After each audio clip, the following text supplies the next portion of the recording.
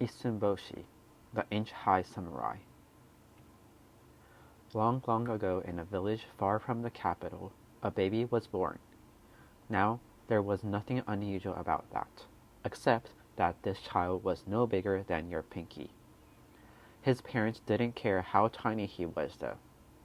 They were delighted to be blessed with such a beautiful son, and they showered him with love. They named him Issun-Boshi, which means inch-high priestling.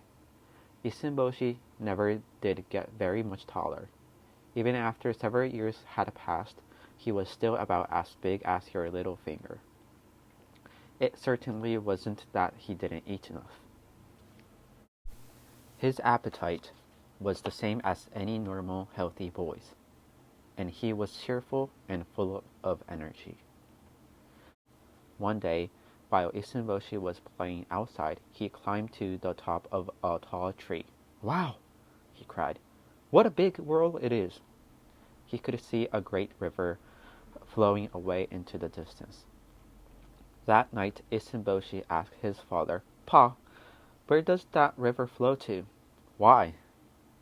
"Well, to the other side of the mountain, son." "What's on the other side of the mountains?" "Well, that's where the capital, Kyoto, is. And in that capital, there are lots of people, and big temples and mansions and estates where the samurai warriors live." "Oh, it's a very exciting place." "Gosh." From that moment on, Hoshi, as his parents called him, could think of nothing but the capital. One day he went to his parents and told them he made a decision. "I'm going to the capital." "You? You're what?" "I'm going to the capital to become a samurai." His mother and father tried desperately to make him change his mind, but in vain. At last, seeing how determined he was, they gave in. His father found a needle and straw to serve as a sword and scabbard, and his mother gave him a rice bowl to use as a boat and a chopstick to paddle it with it. The next day, they all walked to the river. "Pa, Ma, take care of yourself." "You too, son." "Be careful, Hoshi." The inch-high youngster began paddling downstream toward the capital. "Goodbye." Hoshi took a last look at his old hometown as the swift current of the river carried him off. Along the way, his rice bowl boat slammed into rocks, dropped over waterfalls, bounced through rapids, and was tossed about in raging storms. But Issun-Boshi never gave up. Tiny as he was, his dream only grew bigger, his ambition greater, as he overcame each new danger. Many weeks went by before Hoshi at last caught sight of his destination. "The capital! There's the capital! I made it!" Tired as he was, Issun-Boshi paddled for all he was worth.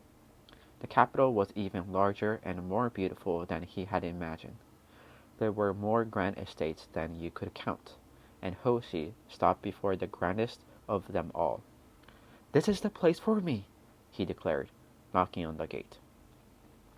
The estate belonged to the famous samurai, Lord Sanjo. When Hoshi was brought before him, the great man was surprised to see how tiny his visitor was. But he could tell that the little fellow was full of spirit. "Interesting kiddo, aren't you?" said Lord Sanjo, after he'd heard Hoshi's story. "All right, why don't you stay here and serve me? I'm sure we can find a place for you." Hoshi was given a job as guard and playmate to Lord Sanjo's only daughter, Haruhime. Soon he and the lovely maiden became the best of friends. Together they read books, practiced writing, and played music. Hoshi beating a tiny hand drum while Haruhime plunked at her koto. Issun-Boshi also trained every day at swordsmanship. His heart was still set on becoming a great samurai, and while he passed his time in this way, chasing his dream, the years went quickly by. It was spring in the capital, the most beautiful season. One day, when the cherry trees were all in full gloom, Haruhime decided to visit Kiyomi's temple to worship beneath the famous blossoms there. Now, at that time, there were rumors of hideous demons who would come out at night and kidnap lovely young girls. To guard against this, Lord Sanjo selected 7 of his strongest warriors to accompany Haruhime on her visit to the temple. Issun-Boshi also volunteered to go along.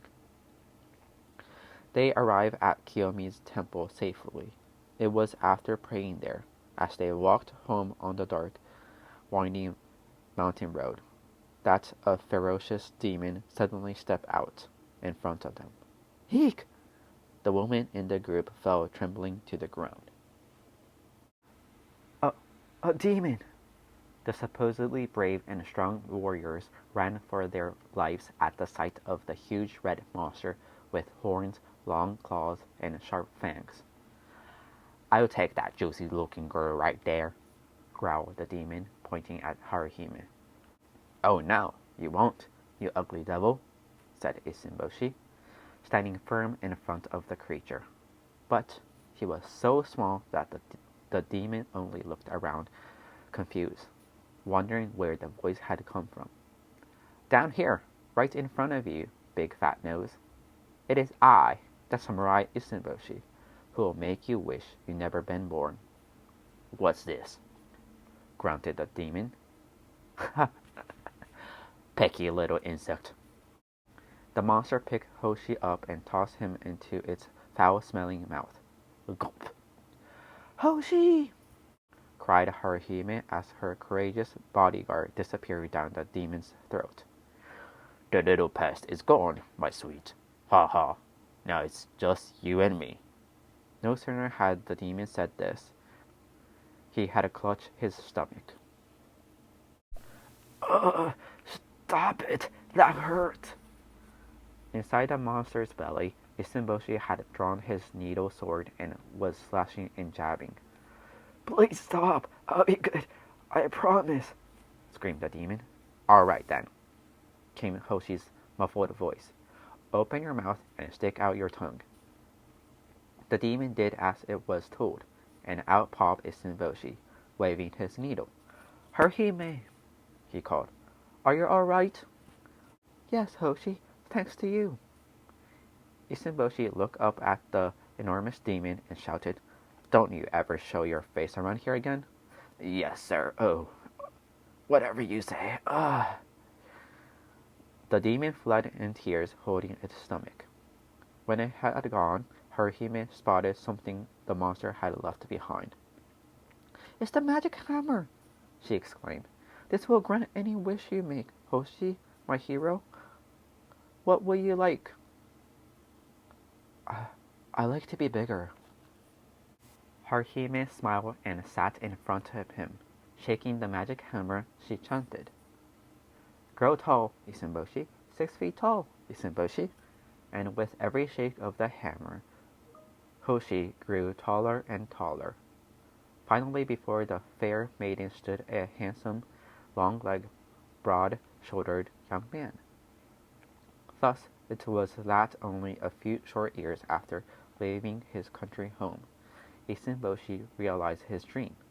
He became a renowned samurai, as famous in the capital for his fine looks and manly appearance as for his skill in conquering demons. He married the beautiful Haruhime, and Lord Sanjo gave them a splendid new estate of their own. Hoshi sent for his mother and father, who came to stay with him and his bride, and they all lived happily ever after. The end.